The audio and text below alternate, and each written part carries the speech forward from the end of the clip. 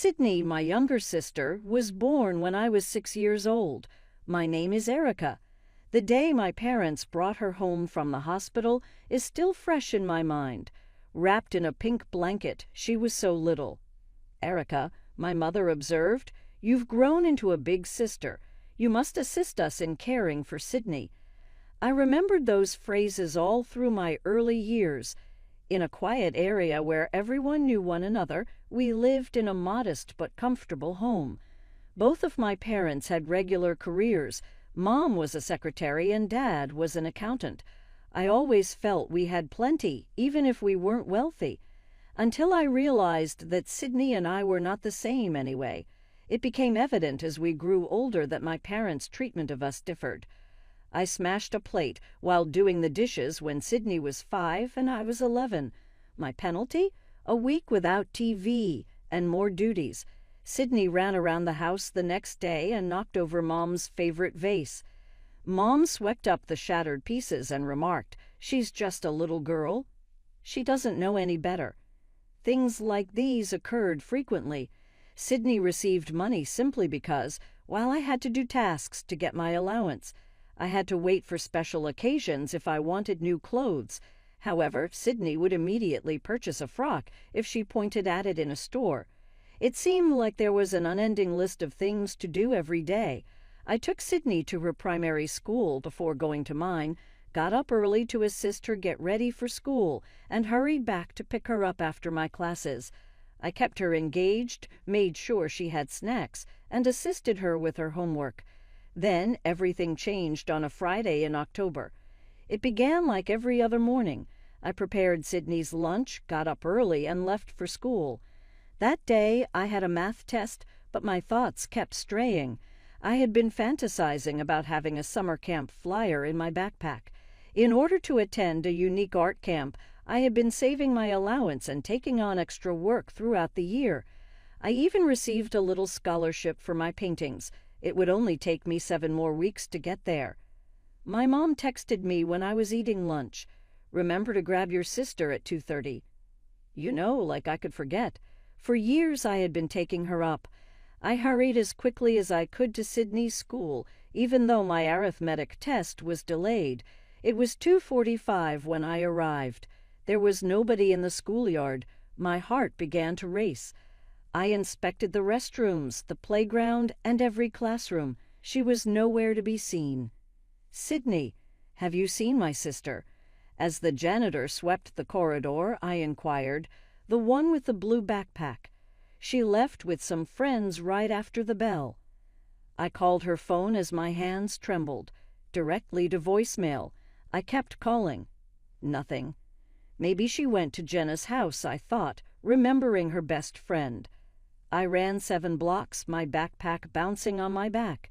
Jenna's mom opened the door. "Sorry, honey, I haven't seen her today."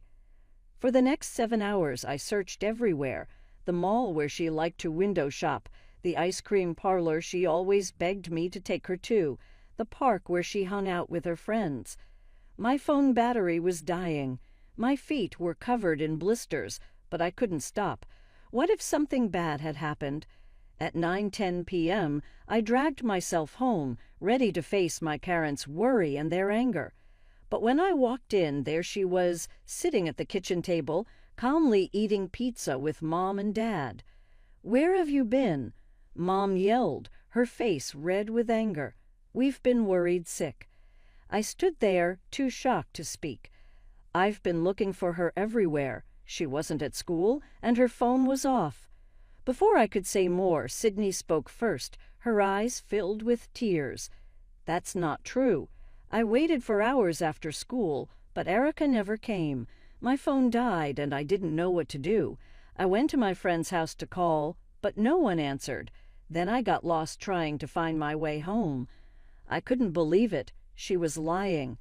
I started to speak, but Dad cut me off. "We don't want to hear your excuses, Erica. Your sister could have been hurt. She ended up on the other side of town because of your carelessness." But I was there. The janitor saw her leave with her friend right after school. "Enough." Mom slammed her hand on the table. "Go to your room and give me your phone." and forget about summer camp. What? No, I've been saving all year. I even got a scholarship. You should have thought about that before abandoning your sister. Maybe this will teach you responsibility. I looked at Sydney. She was hiding a smirk behind her slice of pizza. And in that moment, something inside me broke. All those years of reading her bedtime stories, buying her treats with my allowance, helping her with homework, it didn't matter. She wasn't my sister. She was just someone who happened to live in the same house. That night, I packed away all the board games we used to play together. I took down the drawings she made for me. I threw out the half-eaten bag of her favorite candy I kept in my desk. From now on, Sydney was just another person who lived in our house, nothing more. Through middle school and high school, I focused only on my studies. My parents always talked about a college fund. At every family gathering, they proudly told relatives how they had been saving since we were born so both of us could get a good education. Once I overheard Mom on the phone mentioning the amount. It was enough to cover 4 years at a state university for each of us. In my junior year, I spent countless nights working on scholarship applications. My SAT scores were nearly perfect, my grades were all A's, and my teachers wrote glowing recommendations. When the acceptance letters arrived, I could hardly believe it. I had received a full scholarship to my top choice university. One evening, I decided to tell my parents the news. "Mom, Dad, I have some good news," I said, holding the scholarship letter. I got a full ride to college, tuition, room, and board. Everything is covered. Mom looked up from her phone. "That's nice, honey." My heart pounded with hope. Since you won't need to spend the college money you saved for me, maybe I could use it for something else. I've been looking into it, and it would be enough for a down payment on a small apartment, or maybe even to start a business after graduation. The room went silent. Dad muted the TV. Mom's voice was sharp. "What college money?" I frowned. "The money you've been saving for our education." Dad cleared his throat. "Erica, that's our money. We saved it. We decide how to spend it." I felt my stomach drop. "But you always said it was for college education," I protested. "Since I got a scholarship, we should use that money for something else." Mom cut me off. "College is getting more expensive every year. Your sister might need extra help." I couldn't believe what I was hearing. "So because I worked hard and got a scholarship, I don't get anything. How is that fair?" "Life isn't fair," Dad snapped, "and it's not your money to claim." End of discussion. I stormed up to my room, my eyes burning with angry tears. The next few weeks were unbearable. My parents acted like nothing had happened. They talked about graduation and dorm shopping as if they hadn't just crushed my hopes. Whenever I tried to bring up the subject again, they either walked away or changed the topic. As I packed my bags for college that summer, I realized something. I was actually lucky. Lucky that I had worked so hard for that scholarship.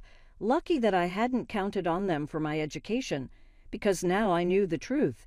In this family, I could only count on myself. The day I left for college, I quietly loaded my 2 suitcases into an Uber while my family slept upstairs.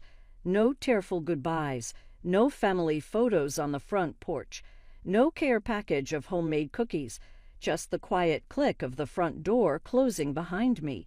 My first week on campus, I got a job at the university coffee shop. The hours were brutal. 6 a.m. openings before class, weekend shifts while other students went out partying. But it meant I could buy my own textbooks and never have to worry about running out of toothpaste. The only contact I had with my family was short voice messages on birthdays and holidays. "Happy birthday, Mom. Hope you have a great day. Merry Christmas, everyone. Stay warm." They rarely replied, and when they did, it was just as short. "Thanks, sweetie. Take care." One night, when I couldn't sleep, I found myself scrolling through Mom's Facebook page. There they were, dozens of family photos I had never seen before. Sydney, now 15, on stage at her dance recital, dressed in sparkly costumes. Her fancy birthday party, complete with a DJ and professional decorations. Family dinners with aunts, uncles, and cousins, where she was clearly the center of attention. Photos of her winning a school talent show, hanging out with her friends at the mall, smiling on her first day of 9th grade. But there was nothing about me. No mention that I was about to graduate summa cum laude from a top university. No photos of my empty chair at holiday gatherings. It was as if I had been erased from the family. After graduation, my friend Andrea had an idea. Let's rent an apartment together in Fresno. The tech scene is booming there. We could both get good jobs. Going back to South Dakota hadn't even crossed my mind. I got a job at a medium-sized marketing company, starting in an entry-level position. The pay wasn't great, but it was enough to cover my half of the rent in our small 3-bedroom apartment. I worked hard, staying late, learning new skills, and volunteering for tough projects. Soon I was earning enough to afford my own place, a tiny studio apartment, but it was mine, every inch of it paid for by my own hard work. After 4 years, I realized I had reached a limit. No matter how hard I worked, the company's structure meant I would have to wait years for a real promotion. One evening, while updating my LinkedIn profile, I got a message from a recruiter at Tech Dynamics, one of the fastest-growing tech companies in Fresno. "Your profile caught my attention," she wrote. "Would you be interested in discussing an opportunity with us?" The interview process was tough. 5 rounds of meetings, a presentation, and a strategy proposal. But at 28, I was ready for the challenge. When the offer came, I could hardly believe it. My new salary was nearly double what I was making, plus stock options and bonuses that made my head spin. My career took off. Within 3 years, I was leading my own team. My smart investments paid off, and soon I walked into a Mercedes dealership and signed papers for a car I had only dreamed of in college. A few months later, I was approved for a mortgage on a beautiful 3-bedroom apartment in one of Fresno's best neighborhoods. Life was good, peaceful, until my phone rang one November evening. Erica, my mother's voice, sounded different, almost hesitant. "How are you?" I almost dropped my wine glass. We hadn't talked beyond short holiday messages in years. "I'm fine," I said, keeping my voice calm. "Is everything okay?"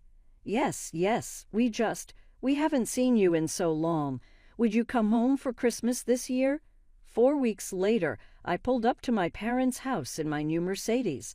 Inside, I saw that some things hadn't changed. Sydney, now 25 and a fresh college graduate, was still living at home. She sat on the couch, scrolling through her phone, while Mom fussed over the dinner table and Dad pretended to be busy with his newspaper. "Erica," Mom hugged me awkwardly. "We've missed you so much." Dad nodded from behind his paper. "You look well." Dinner was awkward, forced politeness, small talk, and long silences. Sydney barely spoke, but I noticed her watching me throughout the meal. Finally, she broke the silence. "You've gained weight," she said with that same old smirk. "I guess making all that money means you can eat whatever you want now." I looked at her, then at my plate of Mom's Christmas roast, and smiled. "Actually, I just have a peaceful life now. It's amazing how good life can be when no one is around to bother you." The silence that followed was sweeter than any Christmas dessert. After dinner, Mom asked me to stay behind while Dad and Sydney cleared the table. She led me to the old living room sofa, the same one where they once told me my college fund wasn't really mine. "Erica, honey," she began, her voice soft, like when I was a child and she wanted something. "I need to talk to you about something important." She looked older than I remembered. Tired, her hands nervously played with the edge of her sweater. "Your father retired last spring," she said. "His health isn't great anymore, and his medication costs are, well, they're more than we expected. I had to cut back to part-time at work to take care of him. I sat quietly, waiting for her to continue. "The house needs work, too," she added, pointing at the water stains on the ceiling. "The roof leaks, the furnace is old, and we can barely afford basic repairs. We're struggling, Erica." Then came the words I knew were coming. "We've seen how well you're doing. That beautiful car outside, your success. We're so proud of you. We were wondering if maybe you could help us out a little." I looked around at the house where I had grown up, the fading wallpaper, the worn carpet. Despite everything, I couldn't stand the thought of my parents struggling. "I'll send you $2,000 a month," I heard myself say. Mom's eyes lit up. She threw her arms around me, hugging me for the second time that night. "Oh, Erica, thank you, sweetheart. This means so much to us."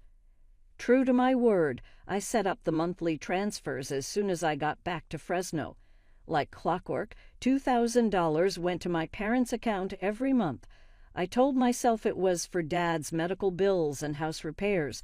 I didn't ask for receipts or proof. I was too busy with work to worry about how they spent it. But every now and then, when I had a rare free moment, I would check Sydney's Facebook page. There she was at a fancy new fusion restaurant, posting pictures of expensive sushi platters. Another post showed shopping bags from designer boutiques. She posed in new outfits in every photo, expensive ones, judging by the brand names. All this while still living at home with our struggling parents. Maybe she got a job? I wondered about it, but her posts didn't make sense. Lunch at fancy cafes on Sunday afternoons, shopping sprees on Saturday mornings, spa days on Thursdays. If she had a job, when did she work? But I was too busy with my own life to think about it too much.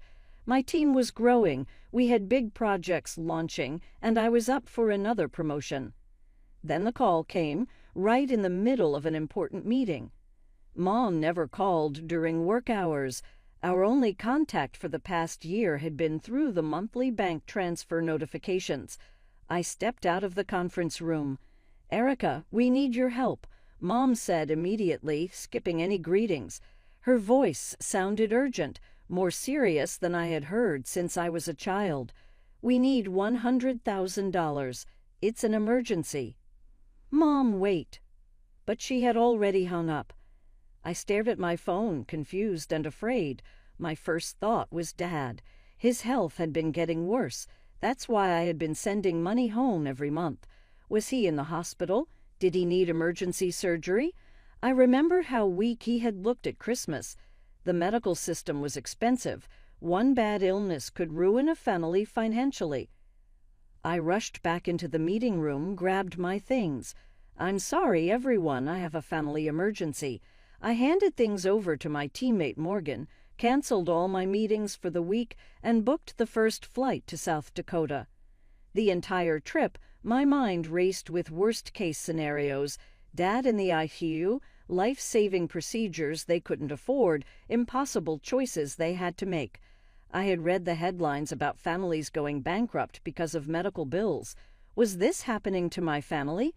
I rented a car and followed the GPS to my parents' house, 30 minutes away. Then I noticed something strange. All the lights in the house were on. I could see it from the end of the street. That wasn't what I expected in a medical emergency. Usually, in a crisis, people forget to turn on lights. I barely had time to knock before Mom opened the door. Her face fell when she saw me, like I was a salesperson at the door, not her daughter who had just flown across the country for an emergency.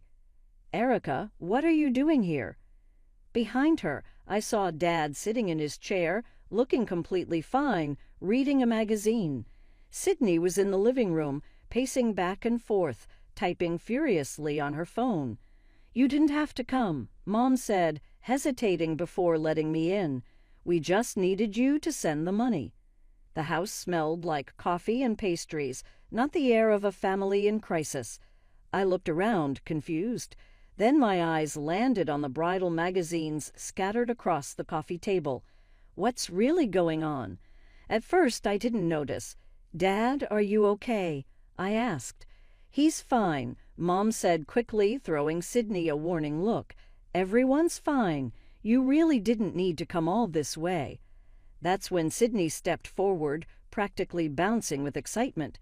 She held out her left hand, and a massive diamond ring sparkled in the light. It had to be at least 2 carats, way more than her fiancé could afford on his entry-level salary. "I'm getting married," she squealed, "and we need the money for the wedding. $100,000 should cover the basics." I stood there completely stunned, my carry-on bag still in my hand. The emergency that made me cancel work, book a last-minute flight, and worry myself sick was a wedding. "Well, we need to book the venue soon," Mom said, as if this made perfect sense. She sat on the couch, smoothing her skirt like we were just discussing weekend plans. $100,000 isn't much for a wedding these days. It's really quite modest when you think about it. Sydney nodded, still admiring her ring. "I actually wanted a $200,000 wedding," she said. "But I thought about you, sis. I cut everything in half to make it easier for you. You should be thanking me, really. I mean, $100,000 isn't a lot for you anymore." I looked at my sister's smug face, at my mother's expectant expression, and something inside me finally snapped. "No," I said, my voice calm but firm. "I won't give you a penny for this wedding." The silence was deafening. "What?" Sydney whispered, her face shifting from shock to rage. "You heard me. I won't pay for a wedding for someone who has made my life miserable since we were kids. Someone who lied about me, stole from me, and got me punished for things I didn't do. Someone whose tricks cost me my summer camp, my phone privileges, and so much more." I turned to my parents. "And you always took her side. You always believed her lies over my truth. How dare you?" Mom jumped up from the couch. "After everything we've done for you," she shouted. I laughed. "Everything you've done for me? Fine. Let's talk about what you've actually done with my money. Show me the receipts." "What receipts?" Dad finally spoke. "The medical bills I've been paying for. The house repairs you said you needed. Show me where my $320,000 went over the past year." The room went completely silent. Mom and Dad exchanged nervous glances. "We used it for necessary things," Mom stammered. "Necessary things," I repeated. "Like Sydney's shopping spree, her expensive restaurant visits, her designer clothes." I pulled out my phone and opened Sydney's Facebook page. Funny how someone living with our struggling parents can afford Gucci bags and weekly spa visits. Sydney's face turned red. "You've been stalking me." "No," I said calmly. "I've just been watching you show off my money all over social media." That was the day I walked away from them for good, and I never looked back.